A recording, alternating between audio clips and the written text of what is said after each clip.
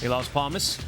Winner pays $9.80. Well, she did. She stepped up with another big effort. We talked about her liking for this turf course and her record with Raphael. He got the perfect tracking trip, and she kicked in nicely at the top of the lane. She's an Irish-bred filly by Oasis Dream, and she was bred in Ireland. She's owned by William de Boer and trained by Jerry Hollendorfer. Good job by Jerry. This filly's been a good one. He's done a great job with her. Well, speaking of good one, that late pick 4, by the way, if you're able to get that home. Bad at all. 1,300. Not bad boy. at all. Although, when you think about Breeders' Cup, you'd like to see a lot more. But yeah, still, exactly. if you hit it, nothing wrong with that, right? You're not giving it back, are you? No. Let's go back and recap some of your big races on the card today. We go to race number 4. Breeders' Cup Juvenile Fillies over the turf course. The distance in this event, 1 mile. Your purse, $1 million. 2-year-olds in here. Take a look at your field from top to bottom. To the outside is where some money starts to go. Yeah, and that's going to go to the Irish bred Lily Langtree. She was the only grade 1 winner in the field, and she looked like she really did have a decisive class advantage over this group going in, and the fans made her 3-2. Well, and Aidan O'Brien had won earlier on in the day. In fact, was over 23 coming into the day. Perhaps a little bit of energy going into Lily Langtree, who appeared to have had the class advantage. Breeders' Cup Juvenile Fillies turf, and away they go to another perfect start. On the inside, we have Rose Catherine. Rose Catherine going straight to the lead. The Grey Tapper's Fly running up on the outside. Hathia is right there as well. Potacina down at the rail. They're not in that big a hurry early on. Here's Junior Teps here on a stranglehold in mid-pack. The favourite Lily Langtree has dropped back to be 7th now. 5 off these leaders. Just in behind that is Elusive Galaxy. They've been followed by House of Grace, who's a good 9 lengths off the leaders. On the inside of that comes Linnaeus, who's taken back 3rd last.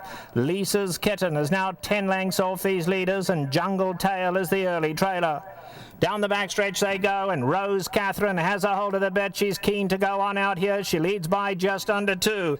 It's still the Grey Tapper's Fly now cutting into that lead, though, and Tapper's Fly is going to go and apply some pressure with a half mile to go.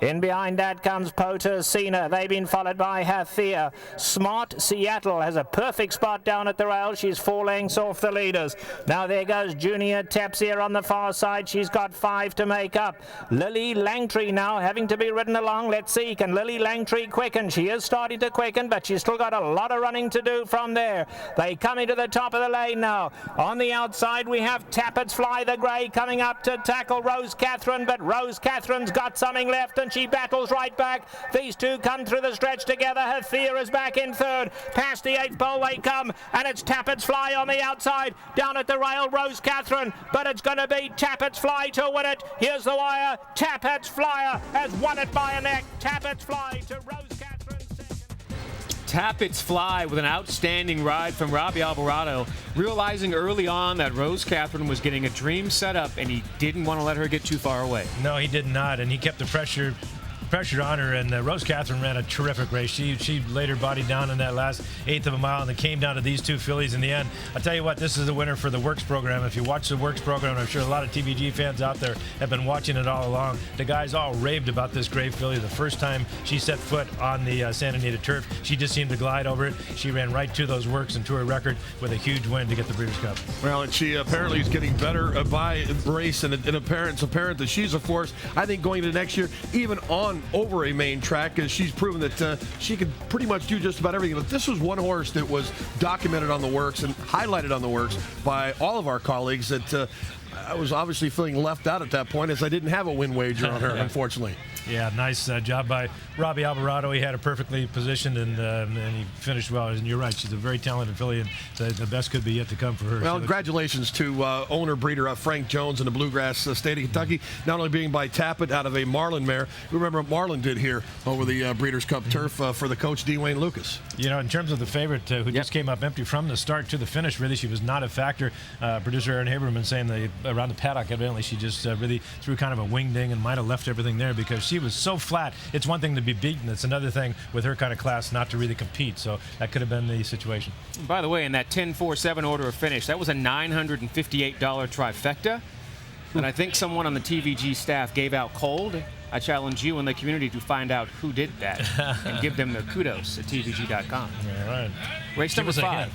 No. Okay. All right. They were smart. It wasn't me and it wasn't Yeah, you. we eliminated It 2. Yeah. All right, we eliminated 3. wasn't me. I'm not doing a research Trust me.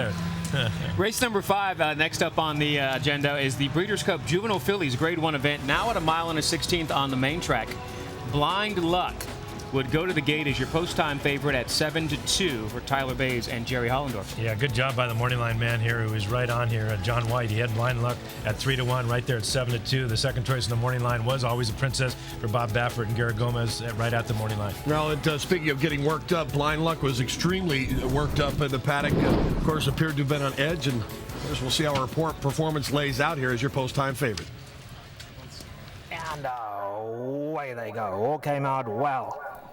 In the center, She Be Wild straight to the lead now. She Be Wild, but Always a Princess going on the outside, and Always a Princess going on to clear the field. Now she'll take the lead.